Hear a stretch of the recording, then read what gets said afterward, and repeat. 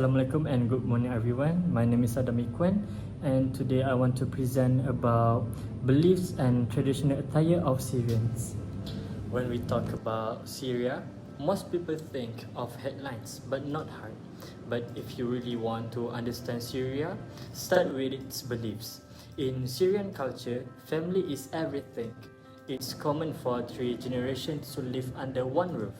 Elders are deeply respected, their words are rarely challenged, and their presence is cherished. Even small gestures like greeting an elder with a kiss on the hand or standing when they enter the room show how seriously respect is taken. Another key value is hospitality. If you visit a Syrian home, even uninvited, expect to be offered a tea, snacks, or even a full meal. Refusing it might be seen as rude. They believe that a guest brings blessings, so hosting isn't a chore, it's an honor. Then there's a faith. Most Syrians are Muslim, but there are also Christian communities. Religion shapes daily life with common phrases like Inshallah, meaning God willing, used often in conversations, even outside religious contexts. And one more thing, honor. In Syria, your actions reflect not only on you but on your entire family. That's why manners, kindness, and modesty matter so much. These values, family, hospitality, faith, and honor, aren't just words, they are lived every day. Now, let's talk about something visual, which is Syrian traditional clothing. For men, the traditional outfit is called a top or dishdasha, which is a long, loose robe that's usually white or beige. In rural areas, older men might also wear a keffiyeh, a patterned scarf wrapped around the head, held in place with a black band called an eagle. It's not just for a style, it's a symbol of pride and tradition. Women's clothing is even more colorful and detailed. Many wear a jalabia, which is a long dress with intricate and embroidery. The patterns often represent the region a woman is from. Some are stitched with flowers, others with bold lines or geometric shapes. These garments are usually worn during festivals, weddings, or religious celebrations. While most Syrians wear modern clothes day to day, these traditional outfits come out during special moments, almost like wearing their history with pride. Clothing in Syria isn't just about covering the body, it's about honoring identity, showing where you come from, and celebrating culture. And now I want to introduce to you guys which is one of the Syrian food, which is hummus. Hummus is made from simple ingredients, which is boiled chickpeas, sesame paste called tahini, lemon juice, garlic, and olive oil. That's it. But when blended together, smooth and creamy, it becomes something special. A dish that's served at nearly every meal, every gathering, and every celebration. In Syria, people usually eat it for breakfast or lunch with pita bread. You don't use a spoon, you scoop it up with the bread, often sharing from the same plate. It's a symbol of hospitality. When guests come over, hummus is one of the first things served. Every family has their own version. Some like it lemony, others make it garlicky. Some top it with paprika, parsley, or even whole chickpeas and a swirl of olive oil. Imagine this. It's sunrise in Aleppo, Syria. The streets are quiet, but in every home, something special is happening. Children are putting on new clothes, mothers are baking cookies, fathers are getting ready for prayer. There's a warm feeling in the air. It's Eid al-Fitr, the end of the holy month of Ramadan. But in Syria, it's not just a holiday. It's a moment where culture, faith, and family all come together in a powerful way. One of the most meaningful cultural and religious celebrations in Syria is Eid al-Fitr. While this festival is celebrated in many Muslim countries, the Syrian version has its own unique custom and emotion. After the morning prayer, Syrian family don't rush to eat first. Many visit the grave of their loved ones. They clean the stone, lay a flower, and recite a prayer.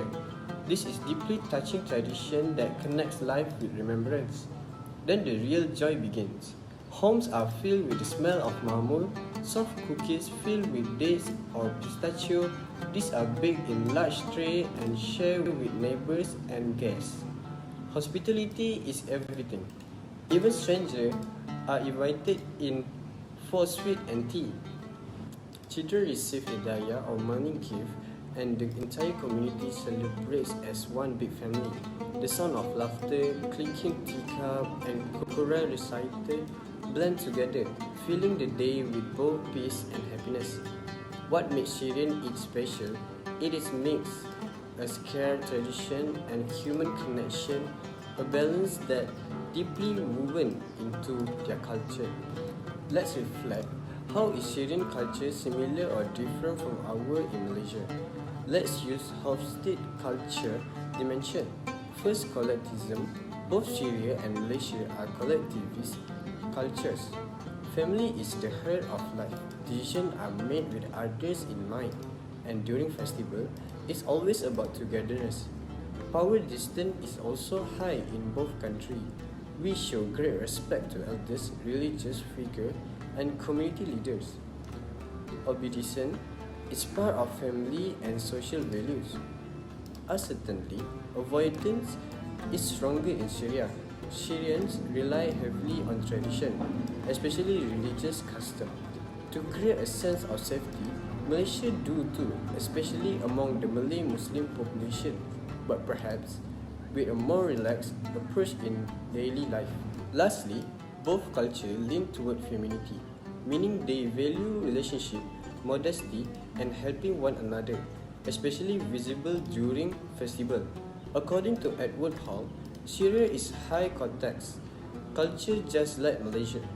This means people communicate not just with words, but with silence tone. Gesture and share understanding in both Syria and Malaysia. What is not said is often more important than what is said. But there are small difference. Syria tend to be more expressive. Their emotion, whether joy, sadness, or hospitality, are shown openly Malaysian. On the other hand, are more reserved and careful, especially when it comes to disagree for personal space. Still, both cultures use indirect communication and value harmony over confrontation. So through just one celebration, Eid al-Fitr, we can see how much culture teach us. Whether in Syria or Malaysia, festivals are more than tradition. They are a window into our value, our heart, and how we connect with each other. Thank you. Hello everyone, today I will show you how to make kunafa in just 1 minute. Start with the syrup. Boil 1 cup of sugar and 1/2 cup of water. Add 1 tablespoon of lemon juice and then let it simmer for 5 minutes. Then add a little rose water and let it cool. Now for the dough. Take a 250 gram shredded kunafa dough and mix it well with 100 gram milk butter. And then you need to grease your pan. Press it half the dough, then add your cheese filling, but I use a mozzarella and a bit of cream cheese. Cover with the rest of the dough and press gently. Bake at 180 Celsius for 30 or 35 minutes until golden and crispy. Once out of the oven, pour the cool syrup on top. Add the crushed pistachio for garnish and you're done.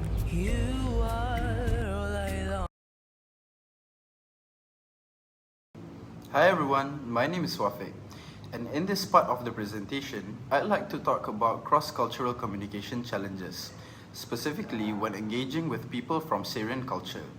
Syria has a long and rich history with cultural values rooted from Arab traditions, Islamic influence, and strong family ties. While Syrians are often warm and hospitable, People from different cultures may experience some communication barriers if they're not aware of the local customs and expectations. Let's take a closer look at two focus points: non-cultural cues and communication directness. Firstly, for non-verbal communication, non-verbal cues play a major role in Syrian culture. One common challenge is the use of eye contact and body language. In Western cultures, direct eye contact is often seen as a sign of confidence and honesty. In Syria, eye contact is also important, but it may vary based on gender and age. For example, it's considered inappropriate for women to maintain prolonged eye contact with men they're not related to, as it could be misinterpreted. Gestures also carry meaning. Using the left hand to give or receive items may be seen as disrespectful, especially in more conservative settings. Also, physical contact like hugging or shaking hands may not always be appropriate between men and women, unless there's a close relationship or mutual understanding. A handshake between men is normal, but a man should wait for a woman to extend her hand first to avoid disrespect. Finally, we come to communication style. Syrians generally prefer a more indirect and polite approach, especially when dealing with sensitive topics or disagreeing with others. Preserving dignity and avoiding embarrassment, known as saving face, is very important in Syrian culture. Unlike in some Western countries, where being blunt is seen as honest and efficient, Syrian communication often uses context, tone, and implication to get a message across. A Syrian person might say maybe or will see instead of giving a direct no, especially if they don't want to appear rude or hurt someone's feelings. So in summary, understanding Syrian communication requires an open mind and cultural awareness. Non-verbal cues may vary depending on gender and social norms.